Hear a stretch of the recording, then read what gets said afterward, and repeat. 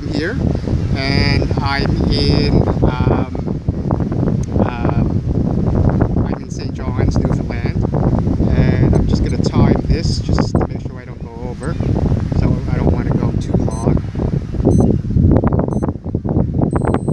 Okay, so today, like I said, for people all over the world, I'm in St. John's, Newfoundland, and I'm at Wishingwell Park. And for those who've been watching, I've been doing my last few video vlogs at this Wishingwell Park. It's a good space. It's a good environment for me. I'll talk about it in a second. The first thing I want to do is just give you a little 360, just to give you guys so you guys can check out my surroundings here. Okay.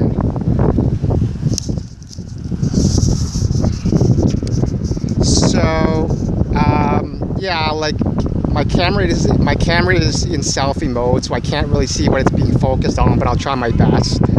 Okay, yeah, that's my beautiful bike.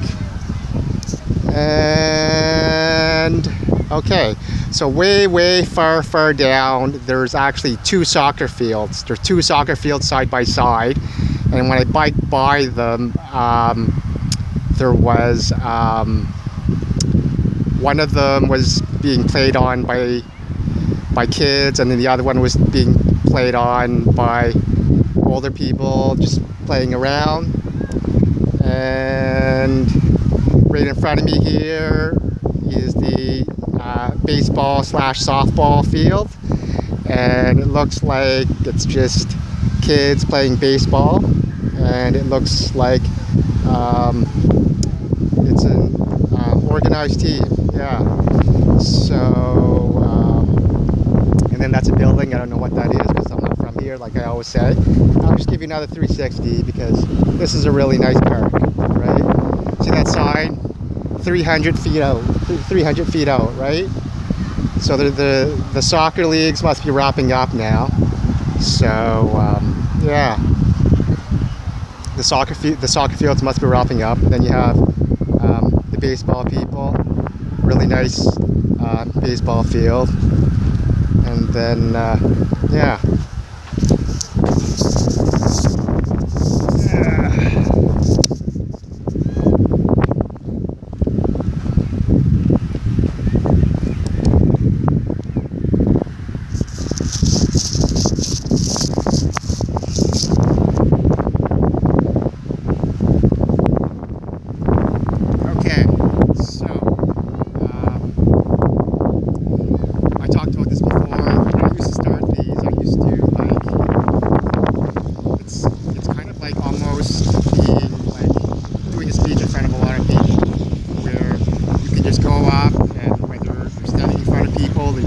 Press that record button. It's really hard to remember everything, and it's easy to forget things. So I just tend to. I think for me it's better if I write things down, which is what this is. Okay. First thing I want to talk about was trying to get more comfortable here in this baseball field. First thing I want to talk about is soccer. So we had a game on Saturday. We played on a small field. I felt that basically it was a low turnout. The turnouts this summer have been pretty good, definitely a lot better than what we had on Saturday. And a lot of people should have been there who weren't there. Low turnout, although we still had enough people to play, sort of just barely. And then when people unfortunately started leaving early, didn't really have time to almost like finish like a complete game. So not that happy about that. Although it was a beautiful sunny day.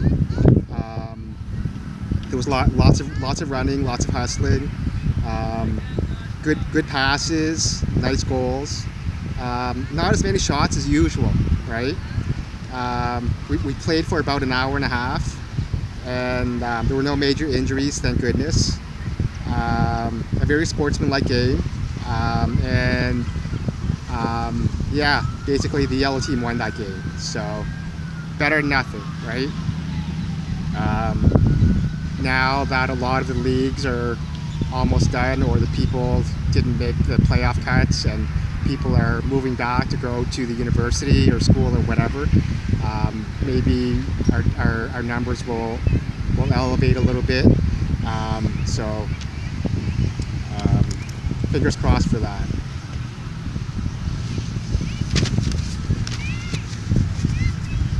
Next thing I want to talk about is things that interest me. So here in Newfoundland, Canada, there's this thing called Chase the Ace, and it's basically a lottery, right? But this lottery, I don't know that much about this, but this lottery it's a huge lottery, and it's based on some church, and all the money is supposed to go towards the charity for the church. But for some reason, this lotto has gotten just immensely just big, and the prize is like over $1 million or something like that. And people on this island are just like buying these tickets and lining up, and it's just insane. I'm not really into it. I'm not really into gambling. Like even those lotto people who every time I just want to go to a convenience store and buy like a can of pop, and these people are tying up the line buying these stupid lotto tickets. I just find it really annoying. I'd like to see it end. I can't see it going too far, because when a lottery system of that gets that big, it usually, the only way to keep it going if it's well regulated by a government agency, right? So eventually things are going to happen, like people are going to complain that people cheated the system, or the money's not going in the right places, or someone's not paying their taxes, and they should just end it while it's on a good note before someone gets sued or goes to jail or something. Next thing I want to talk about, here in the St. John's, Newfoundland area, the locals are telling me that this is the last week of hot weather for the summer here in St. John's, Newfoundland. So the summer went by quickly, and it's pretty much over, so take advantage. People are saying too that this winter is going to be long and cold.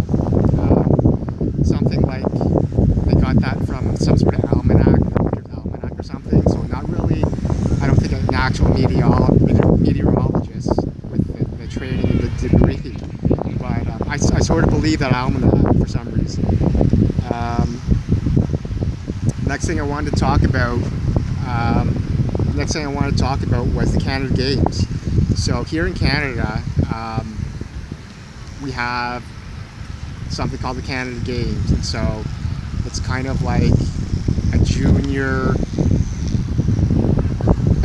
form of the Olympics. Well, not even that, but it's kind of like the age bracket is maybe 15-ish to it goes all the way up to maybe 21 for track, I think.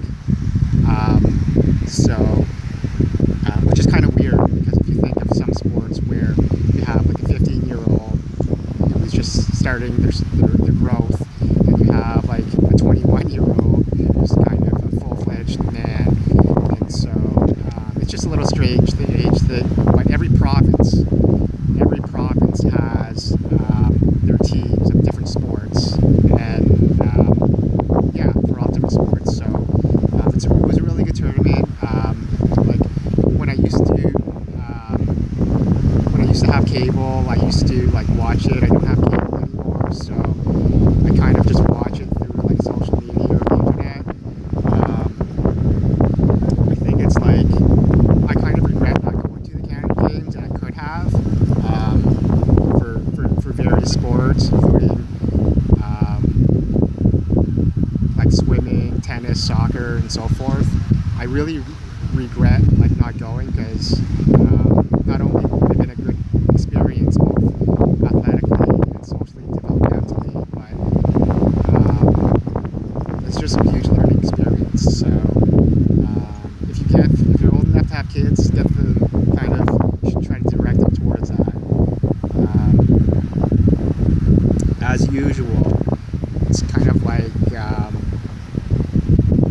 usually how it works is that people tend to think that the provinces with the highest populations tend to win the most medals. So, for example, Ontario, British Columbia, Quebec. And it makes sense, like, mathematically, right? Because if you have, let's just say, soccer, which you have 11 players on the field, but maybe a maximum amount of subs, so let's say 5 subs, so you can only bring, let's say, the Canada Games only lets you bring, let's say, 15 people, right? But every province has that same limit of 15 people regardless of the population, right? So if you have like a big province like Ontario or British Columbia, they just have so many more to pick from, right? And it's the same sort of 15 people throughout all the provinces. So it's kind of weird, because that was the type of thinking where, like, I'm from New Brunswick, and like when coaches would always talk to us about Canada Games or these types of tournaments, when we would play national tournaments and we would play bigger provinces like Ontario or British Columbia or Quebec, they'd always kind of tell us that, like, based on the population numbers, that out of the 10 provinces, like, because New Brunswick had such a small population, that we'd only be expected to maybe do at best, maybe come in like maybe like 7th place or something like that. So that was always the thinking, right? So I don't know if things have changed. Next thing I wanted to talk about was the solar eclipse. Yeah, so the thing about the solar eclipse, why it was such a big thing this time, was because it was a total eclipse. It was a total eclipse in the USA, like all across the states.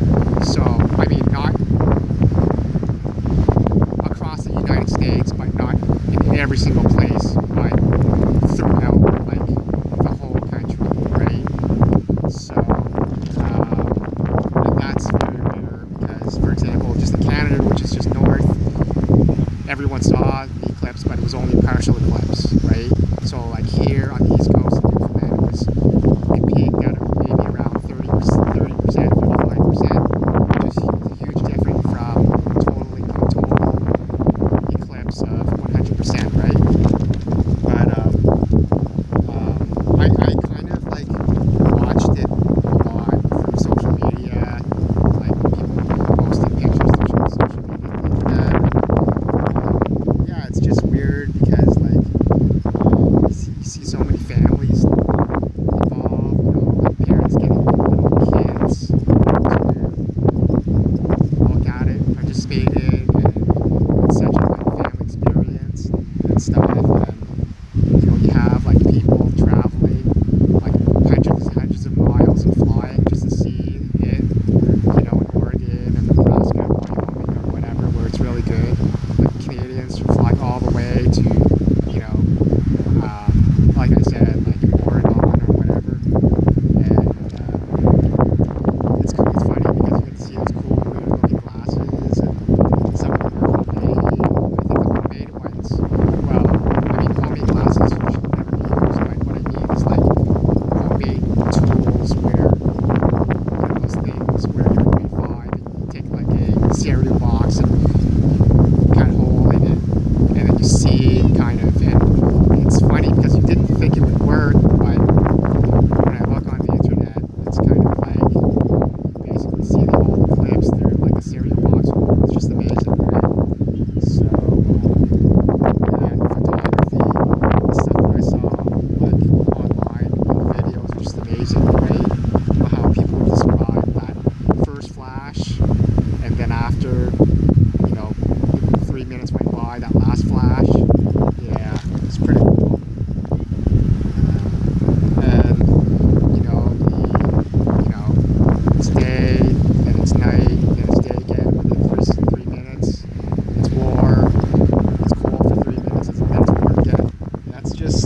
amazing science, right? Nature, the environment. Pretty like exciting and interesting.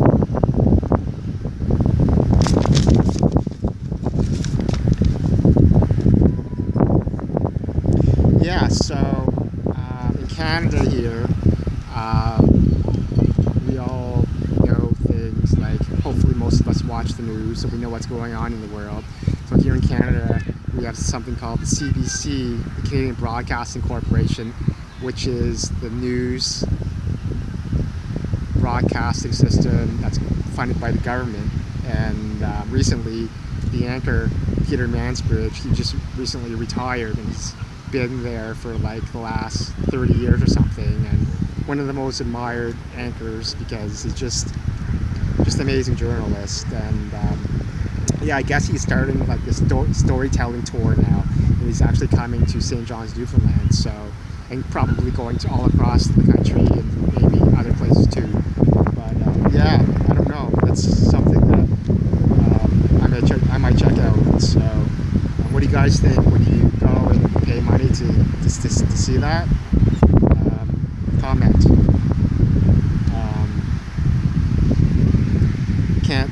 I can't not talk about President Trump.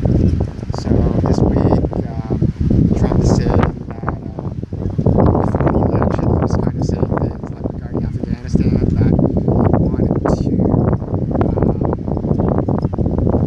wanted to withdraw all the U.S. troops from Afghanistan for many reasons. Like, he was kind of saying like it's just too much, it's a waste of money. He's kind of quoted as saying things like, why like build a brand new school there and have it like being blown up like a week later, right? Now his address, TV address this week, he's said sort of gone in the other direction, but saying that he's going to add troops to Afghanistan. So I guess that was a tough decision for him to make, right? It's hard because I guess the presidents before him, which is Obama and President Bush, they struggled with how to figure out what to do with that war. It's complicated, right? It's not like they can just go in and like shoot everybody or bomb them, right? There's a lot of other things, right? There's politics and culture and terrorism and all that type of thing. So Jerry Lewis died this week. He was 91. So it's strange because like you kind of grow up and like you watch TV every year. You kind of see his like his telethon for, if I'm not mistaken, it was cystic fibrosis, or I think it was muscular dystrophy. And yeah, it's such a great thing for like a celebrity to like use his sort of status that way, in a charity sort of way. And I think like he totaled like over like billions of dollars for them. It's weird because a few months ago they posted one of his last interviews, and it was done by the Hollywood Reporter, like gossip site, but it was actually a good interview. And it was his last interview, and like during the interview he just developed a huge dislike for the interviewer, and you know, the interviewer would ask him questions which were fair questions. I thought there was nothing wrong with the interviewer at all, in my opinion. Other people were saying it was the interviewer's fault. I didn't think that, because an interviewer, I mean, like, why should an interviewer who's a normal person feel the need to like Wikipedia or know every single thing that happened in a person's life, especially someone as old as 91, right? So it was weird because that interview, like the interviewer was just asking him some fair questions, and then he was kind of just insulting him with these one-liners or even just one-worders, and it went on for like 15 minutes like that. And you know, people were kind of saying things in the comments on social media that like he was a jerk, and that he was going to pass away soon, or just means stuff like that, right? So he seemed pretty healthy and everything, like physically, like but I guess sometimes when you get at that age, your faculties aren't really like the way they were, or you just get less patient with things. But anyways, just wanted to sort of talk about that a little bit.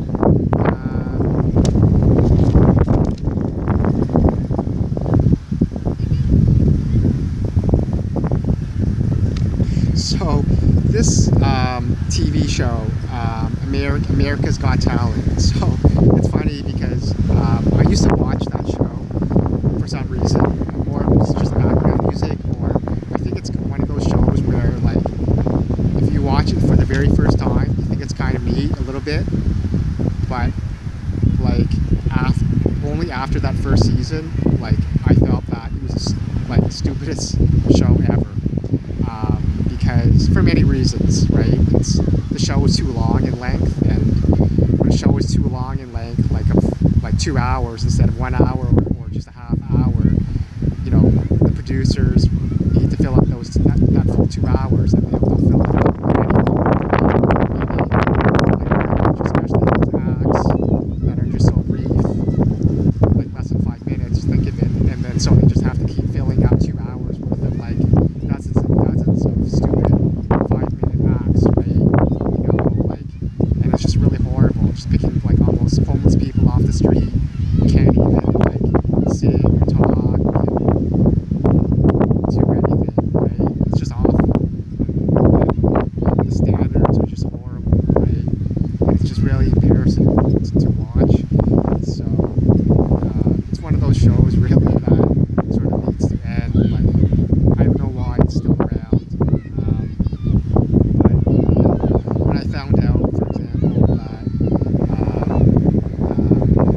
Simon Cowell was a host there, I'm thinking like, oh well, Simon Cowell is Big Shot from the show on ABC. It was called American Idol, right?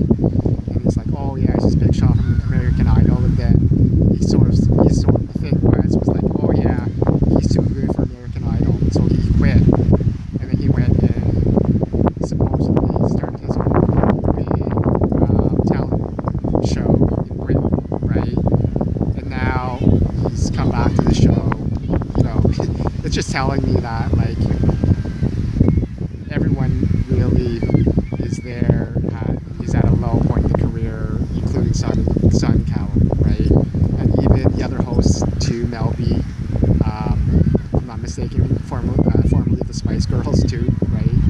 It's kind of sad because Mel B sort of reverted to that, where at one point the Spice Girls in the 90s was so big, right?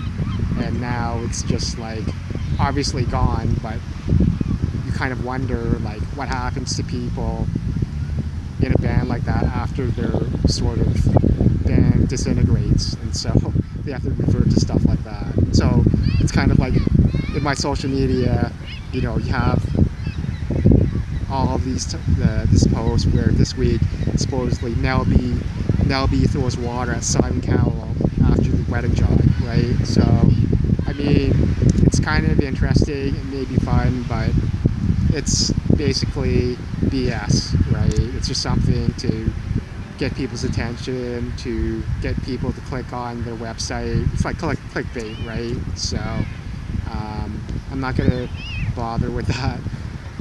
Clickbait is just horrible. Now it's kind of like everything is clickbait now, right? People just want you to click and go to their website because their website is where all the they have all their advertisers. That's where they get paid, right? And so in order to get advertisers, they have to prove to their advertisers that they're getting views or hits to their website, right?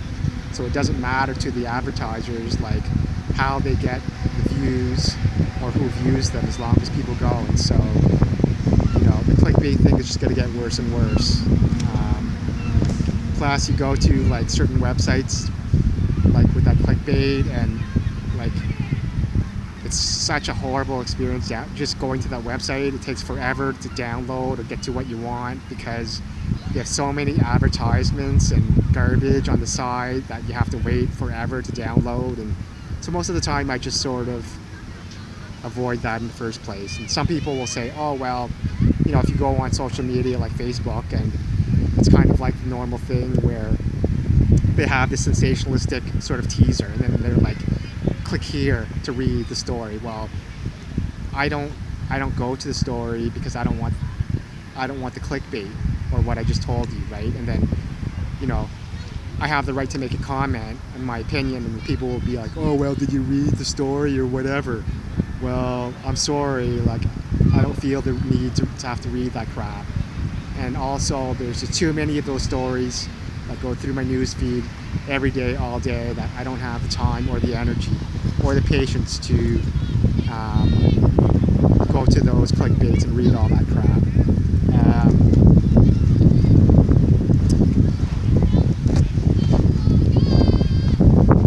I also heard that there's a Joker movie.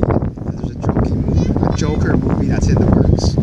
So obviously, Joker, what they're referring to is, like, you know, if you watch the Batman franchise, how there's always a Joker, right? And that's such an amazing idea. Although most of the time, actually, I like things in franchises to stay to their traditions, right? So I'm not that much of a fan of spin-offs and add-ons and stuff like that.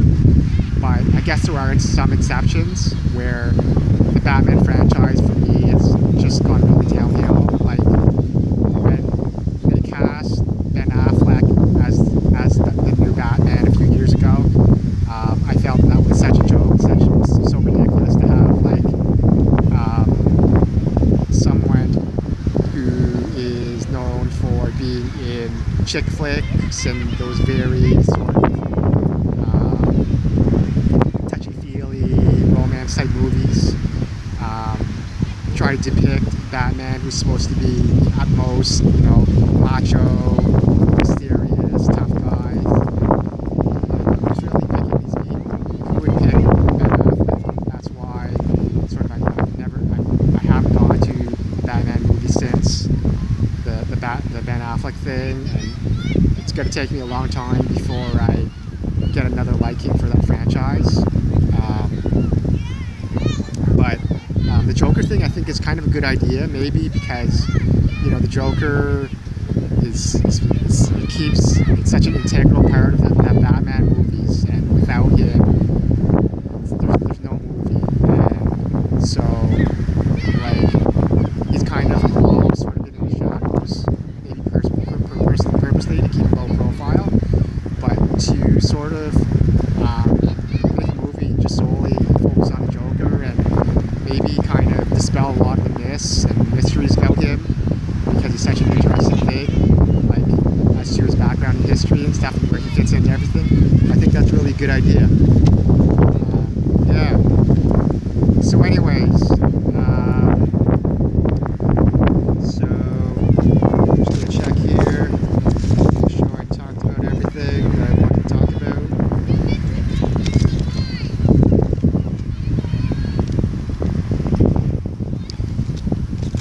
Okay, I think that's it. So I'm going to wrap up, and just want to say